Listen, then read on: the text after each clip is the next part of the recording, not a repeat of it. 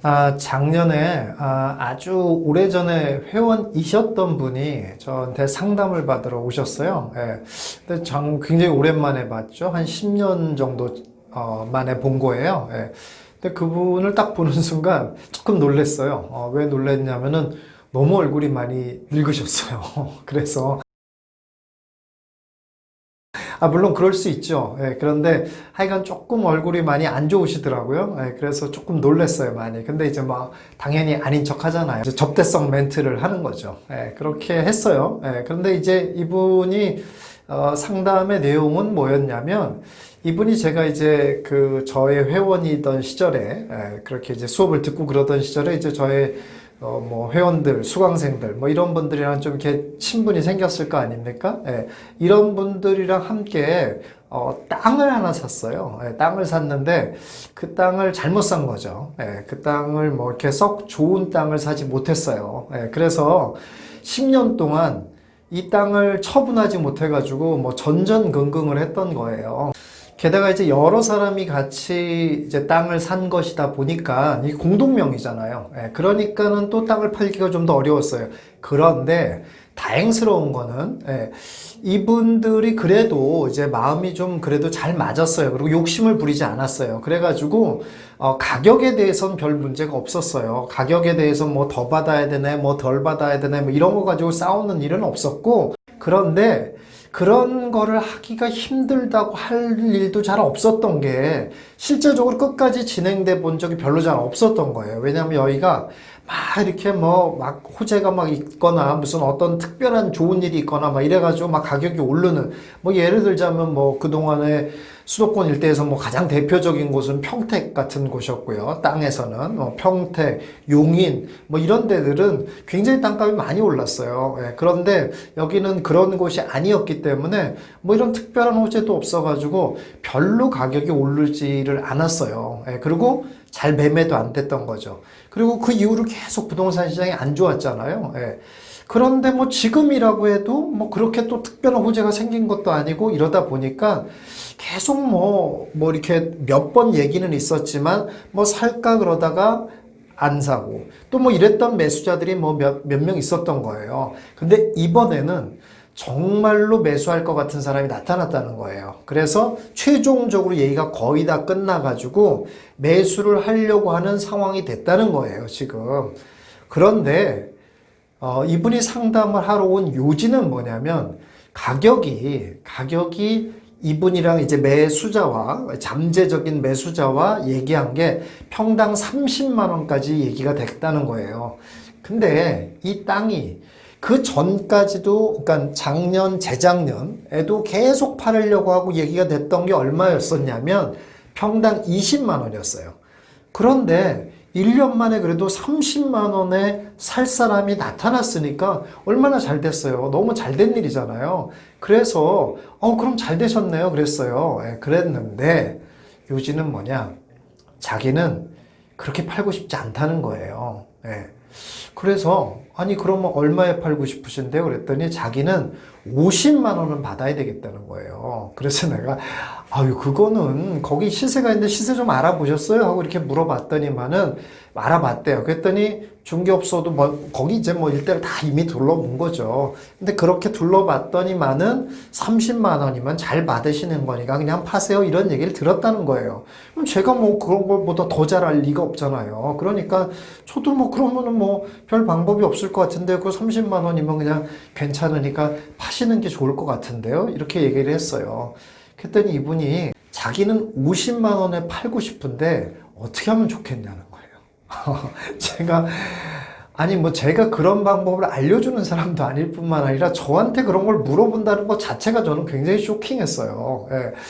제가 언제 한번 뭐 그런 비슷한 유의 방법을 알려줘 본 적도 한 번도 없는 사람인데 어떻게 이런 걸 저한테 물어보러 왔지? 그리고 제가 굉장히 쇼킹했죠. 예. 뭐 사실은 별로 답변을 못 해드렸습니다. 그리고 제가 오히려 그분에게 이렇게 말씀을 드렸죠. 지금이 아니면 팔기가 어려울 수도 있고 거기에 딱히 특별한 호재도 없다. 그러니까 파는 게 좋지 않겠냐. 더더군다나 다른 사람이 이제 그분은 조금 살만하신 분이었거든요. 아니 살만한 정도가 아니라 나중에 알고 봤더니 그것도 깜짝 놀랐습니다. 이분이 반포에 아로 시작하는 아파트 있죠. 예, 그 아로 시작하는 하는 그 놀라운 아파트, 예, 거기 살고 계시더라고요. 그러니까 굉장히 성공을 한 거예요. 그러니까 이제 돈에 좀 여유가 있잖아요. 예, 그러니까 자기는 안 팔아도 그만인 거예요. 그냥 그야말로. 그러니까 자기는 버티겠다는 거예요. 그런데 사람들이 뭐 와서 회유도 하고 뭐 어떤 협박도 하고 막 이러는데 입장이 다른 분들도 있지 않겠냐. 정말 어려우신 분들도 있고 그럴 텐데. 그리고 또 공동 명의로 이렇게 재산을 오래 가져가는 것이 별로 좋지도 않다. 그러니까 파시는 게 좋겠다. 이렇게 제가 오히려 설득을 했어요. 예. 자, 그런데 그분 어떻게 됐을 것 같아요? 예. 그분 결국, 그렇게 막 회유하고 협박하고 이러는 사람들에게 엄청나게 화를 내고, 내 재산 내 맘대로 하겠다는데 왜 그렇게 난리냐. 결국은 어떻게 됐냐. 예. 아마도 매수자가 그 땅이 꼭 필요했었나 봐요. 예. 그래서 결국 그분의 지분만 50만 원에 주고 50만 원을 주고 매수자가 샀습니다. 나머지 분들은 다 30만 원에 샀습니다. 예. 이런 놀라운 일이 벌어졌습니다. 여러분, 악독하게 살고, 악랄하게 살고, 이렇게 살면 망한다고 누가 그러던가요? 현실은 이게 정답입니다. 악랄하고 악독하게 살면 부자가 됩니다. 그러고서 제가 이제 나중에 얘기를 들어보니까 그분이 아까 반포 아로 시작하는 아파트에 산다고 그랬잖아요. 그분이 원래는 그 10년 전에는 강북에 살던 분이셨거든요. 그런데 재테크에도 성공하고 이렇게 해서 거기까지 온 거죠. 그래서 저는 그때도 대단하다고 생각했는데 그렇게 악착 같고 조금 심하게 말하면 악랄하기까지 하니까 부자가 된 거예요. 그래서 여러분도 어떻게 악랄하게 살 그런 마음에 어떤 동기가 생기십니까? 그런데 그분 얼마 전에 다시 저를 찾아오셨어요. 다시 저를 찾아오셔가지고 왜 찾아오셨냐 했는데 봤더니 이제 그거를 잔금까지 다 받았어요. 잔금까지 다 받아가지고 그 돈을 가지고 뭐 투자하면 좋을까 물어보러 이제 저한테 상담하러 오신 거예요. 그런데 그분이 상담하러 오셨는데 이번에는 제가 더 놀랐습니다. 얼굴이 더 안 좋아졌어요. 아니 돈을 벌었는데 왜 얼굴이 더 안 좋아졌을까요? 그래서 한번 제가 물어봤어요. 이번엔 진짜 환자 같은 기색이 너무 완연했어요. 그래서 제가 좀 물어봤어요. 그랬더니 자기가 조금 무리를 했나 보더라고 이러면서 좀 쓰러졌대요. 쓰러져서 병원에 좀 입원했었대요. 입원했다가 이렇게 나왔다고 그러더라고요. 그래서 제가 그 앞에서 말은 안 했습니다만은 저는 그렇게 생각합니다. 왜 쓰러졌을까요? 여러분 우리가 여기서 아주 중요한 말씀을 제가 하나 드리려고 그래요. 부자가 되는 것과 잘 사는 것은 다릅니다. 달라요. 그리고 여러분 내가 선하게 살고 내가 나보다 남을 먼저 생각하고 내가 조금 손해보고 이렇게 살면 누가 부자 된다고 그랬어요? 맞습니다. 복은 받아요. 부자가 되지는 않을 수도 있어요. 근데 부자는 악랄해야 부자가 됩니다. 그런데 여러분들 악랄하게 살면서 부자 되고 싶으십니까? 왜냐하면 저는 그거는 하나 확실하게 느껴요. 악랄하게 살아서 부자 될 가능성은 더 높습니다. 현실적으로. 그런데 문제는 뭐냐면은 많은 것을 잃습니다. 악랄하게 산다는 것 자체가 뭡니까? 나 먼저 생각하고 내 거를 가지려고 하고 절대 나는 손해보지 않으려고 하고 이 자체가 어떤 겁니까? 이렇게 움켜쥐는 거잖아요. 꽉. 얼마나 긴장돼 있습니까? 이렇게 긴장된 삶이 어떻게 우리 몸을 여유롭게 하고 편안하게 해줄 수 있겠어요? 넉넉하다는 거. 내가 먼저 주려고 그러고, 내가 좀 손해봐도 되지. 이 자체가 벌써 이 삶의 여유로운 거잖아요. 그러면 내 걸 줬으니까 수치상으로는 마이너스가 될 수 있어요. 그러나 최소한 나의 몸과 나의 생활은 좀 여유로운 거죠. 예. 그래서 저는 여러분들 우리 흔히 하는 말로 이런 얘기 많이 하잖아요. 예, 부자 되세요. 이런 얘기하고 부자 됩시다. 이런 얘기 많이 하지 않습니까? 저는 사실 여러분의 그런 덕담과 여러분의 그런 목표는 좀 수정돼야 될 필요가 있지 않겠나 생각이 듭니다. 여러분 부자 되려고 그러잖아요. 그러면은 악랄해집니다. 그럴 수밖에 없어요. 그래서 사실 제가 또 참 안타까운 얘기입니다만은 부동산을 알고 투자를 알고 이래가지고 돈을 벌기 시작하잖아요. 그럼 사람들이 너무 기쁩니다. 그것까진 좋아요. 근데 문제는 뭐냐면 이 기쁨이 오래가지 않습니다. 나중에 어떻게 되냐면 점점 악랄해져 갑니다. 아니면 점점 무리하는 삶을 삽니다. 왜? 더 부자 되고 싶어서. 그래서 온갖 대출 끌어들이고 이런 상황이 자꾸 돼갑니다. 그런 모습을 보면 제가 참 안타까운 생각이 듭니다. 물론 제가 이런 사람들에게 크게 말할 처지는 못 돼요. 저도 더 젊은 시절, 지금도 젊습니다만은 더 젊은 시절 저도 그렇게 살았어요, 사실은. 그렇기 때문에 제가 참 뭐라고 그렇게 살면 안 돼, 이런 얘기 할 처지는 못 됩니다.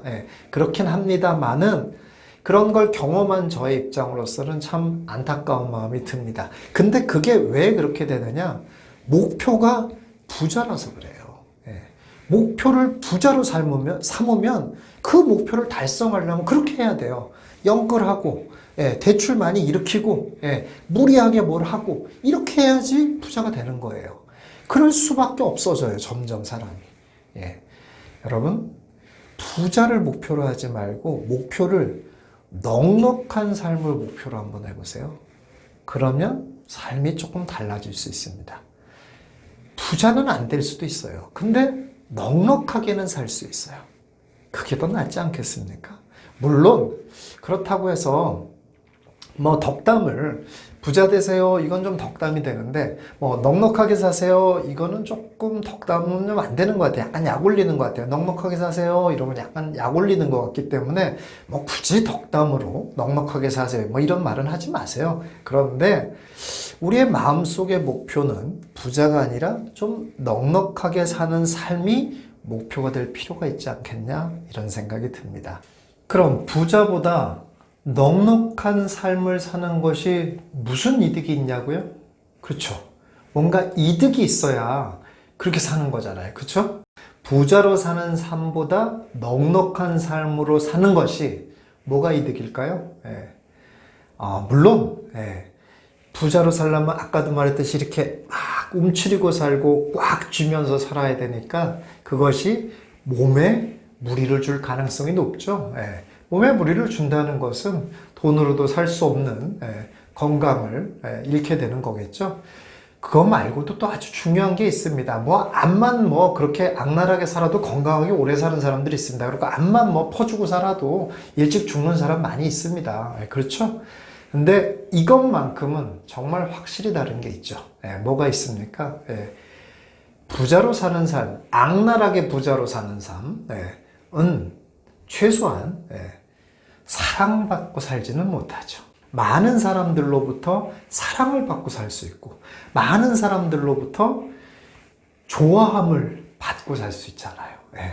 이거야말로 돈으로 살 수 없는 거 아니겠습니까? 이거야말로 부자보다 더 이득인 점 아니겠어요? 여러분들 한번 넉넉한 삶을 목표로 살아볼 만한 충분한 가치가 있지 않겠습니까? 오늘 영상 여기까지 하도록 하겠습니다. 감사합니다. 영상이 좋았다면 좋아요와 구독을, 영상이 나빴다면 싫어요를 꼭 눌러주세요. 여러분들의 의견과 응원이 큰 도움이 됩니다. 감사합니다.